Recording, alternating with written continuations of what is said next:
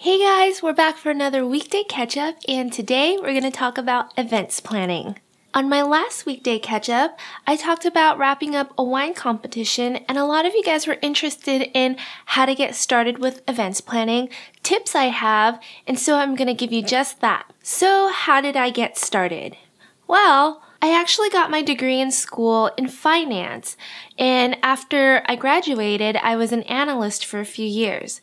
During that time, I was just going crazy because I wasn't able to be creative or do anything fun. So on the side, I decided to help my friends plan their parties, and I also dabbled a little bit in catering as well. So I cooked their food and I also helped them plan their parties. During this time was also when HoneysuckleCatering was born.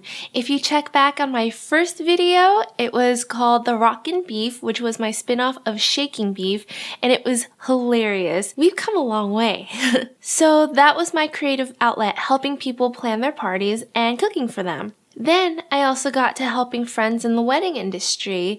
I had a friend that was a professional wedding planner, so I was able to assist her during weddings with anything she needed, from picking up the cake to helping the bride get ready to dealing with even like makeup vendors. And so having all my event planning experience on the side really helped me land my current job. So what kind of events do I do now? Well, I work on 3 major events every year, one of which being the International Wine Competition that I mentioned in my last weekday catch-up. We invited 52 esteemed judges in the wine industry to taste almost 3,000 bottles of wines over 2 days. Planning that event was like an organizational feat. And then, together with my team, we have a summer street festival in which we close down the whole block, and we have celebrity guest chefs come do their demos, home designers, even like a backyard garden exhibit. So that was really fun. It was really rewarding for me to see all of our hard work come to life when you see like 20,000 people walk through the event. The third event is a similar one like this, but it's down in Central California, and it's over like 5 days, and it's also really fun but a lot of work. So you want to be an event planner.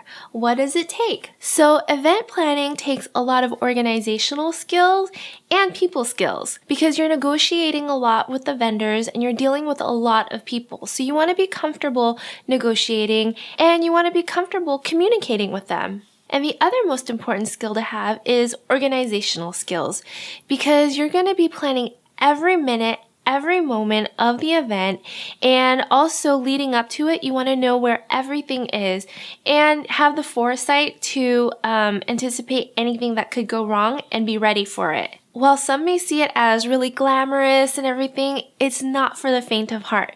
Be ready to work 12 to 14-hour days on your feet and be ready to put in hard work, sometimes manual labor if you have to. So how do you stay organized during an event? My biggest recommendation is having a binder and a checklist. The binder holds everything from emails to contracts to timelines to everything that you need to keep all the details in one place. Anytime that I need to refer back to something, I'm not scrambling through my emails to look for them. I go straight to my binder. And then my checklist, I organize it by months. So if I'm 3 months away, I will mark everything that I need to do during those time, and then I'll check it off as I go. So this helps me not to overlook any details. So my recommendation is that if you want to get into it, get your feet wet. Make connections with other event planners in your area, or just even start by throwing parties with your friends. You'll kind of get a taste for, what you need in order to make a seamless event. For example, if you have like a dinner party for 10, start out like that and figure out menu planning, all the materials, all needed for the dinner, all the variables that you might not think of when you're attending as a guest. So you guys want to know about my own wedding planning right now. It's 3 months away, and now I'm getting into the nitty-gritty details. Having worked with a lot of wedding vendors in the past, I was able to book everything like months ago, and I was able to have a pretty good long break while I was working my other events. So now I'm getting back into my wedding planning. So we're going to be doing our invitations. We're having our engagement shoot this month, and just taking care of all the decor stuff so that we're ready to tackle this big day.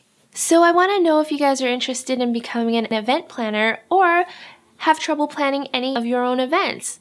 Comment below because I'd love to help you out and give you more personal tips. Let me know if you have any other questions. I'll see you guys soon. Bye!